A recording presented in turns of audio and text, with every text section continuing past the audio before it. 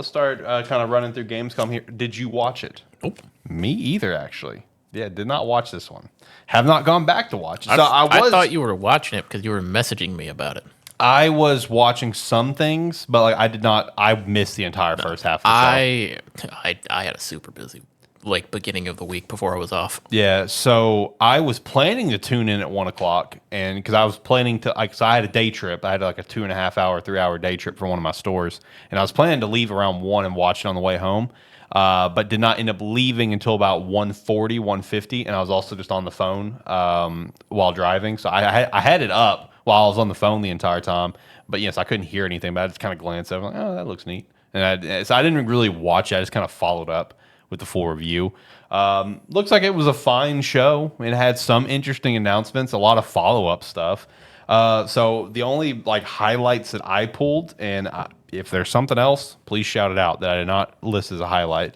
So Borderlands 4 got announced. I feel like that's also not a great kept secret. I knew that was going to happen. It is coming out next year. So shout out to that.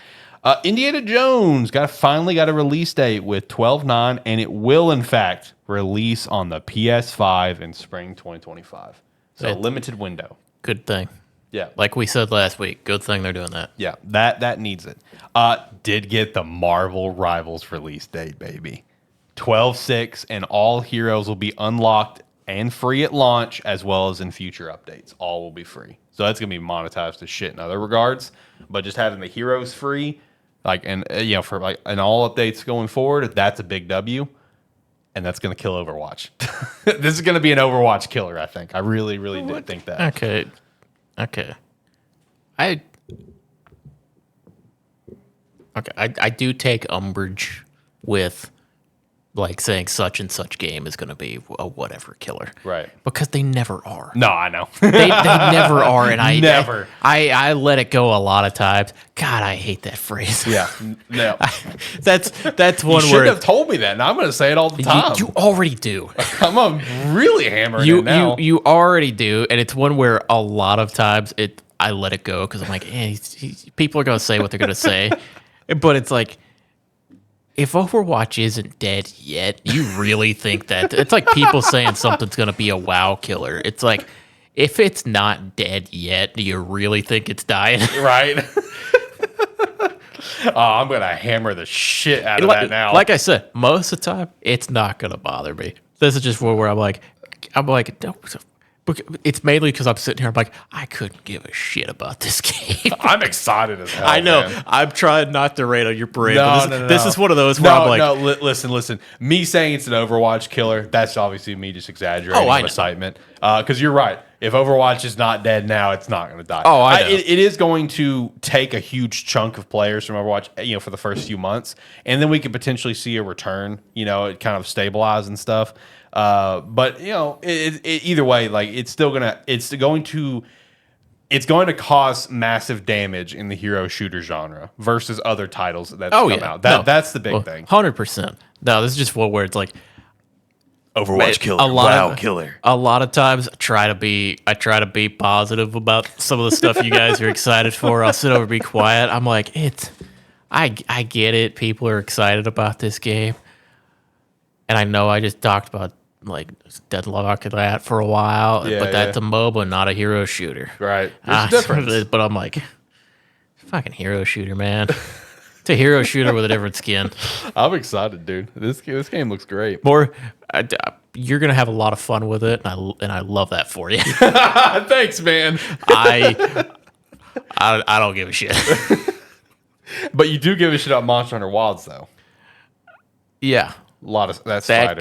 That game is gonna be incredible. Yeah, that spider though, that was horrifying. Hated that. I know spiders aren't new to Monster Hunter by any means, but that thing looked terrifying. Was not a fan of that. Yeah, it's gonna be one where it's gonna suck the first time. Yeah, it's gonna suck the second time. 50th time, I'm not gonna care anymore. Right. You'll get over it eventually. Yeah. But yeah, no, Monster Hunter Wild looks incredible. Yeah. No, it's gonna be so good. Yeah, another look at the game. Not a Monster Hunter player myself, but game looked incredible. Oh yeah, yeah. Now, John, you might want to watch. You might want to watch what you say about Monster Hunter. Last time I put up anything Monster Hunter on the channel, someone roasted the fuck out of you for not being able to remember all the weapon types. And I was like, that's such a nitpick thing to roast someone about, buddy. But whatever.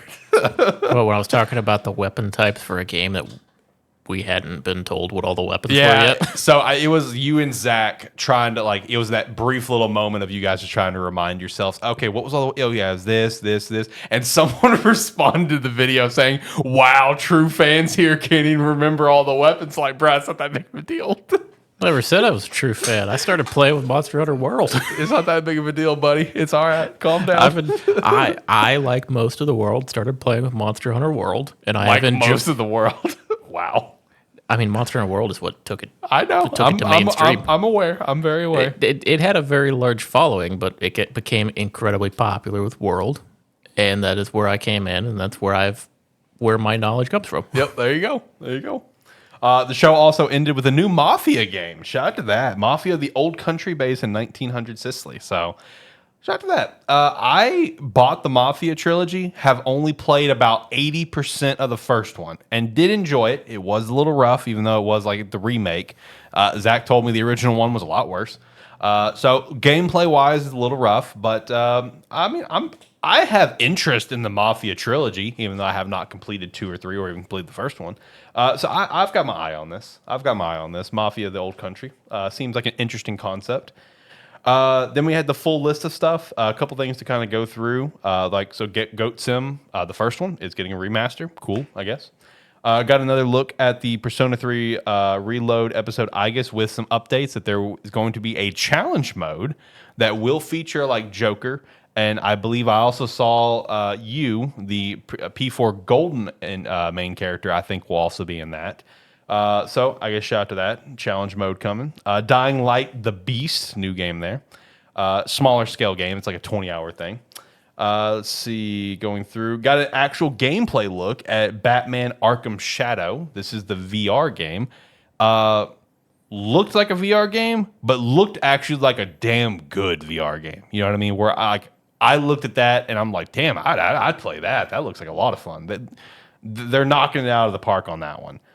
So shout out to that. Lost Records Bloom and Rage is one that I watched the trailer for. I thought was kind of interesting. Let's see. Civ 7 got its release date for like next year, I think is what it was.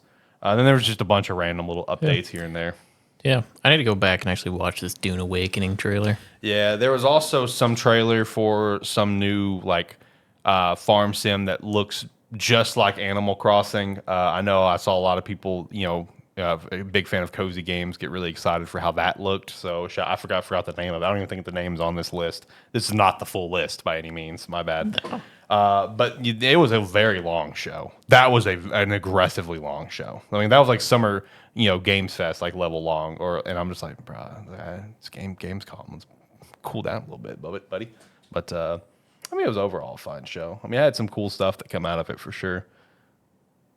Marvel Rivals, Overwatch Killer. It's gonna be great. Can't wait. All right, John, you have any thoughts on Gamescom? Anything you want to shout out? Not particularly. I will say. I mean, it seems like more notable stuff got showed off or revealed than usual. Yeah, for Gamescom. Yeah, I agree. So kind of interesting in a time frame where now we don't have an E3 or that anymore. Yeah. It's kind of just been taken over. It is funny to see Gamescom get more attention. Right. It also got attention in another way. I saw a really interesting trend on Twitter around Gamescom where apparently at Gamescom, if you want to book a trailer, it's going to cost you at least $100,000.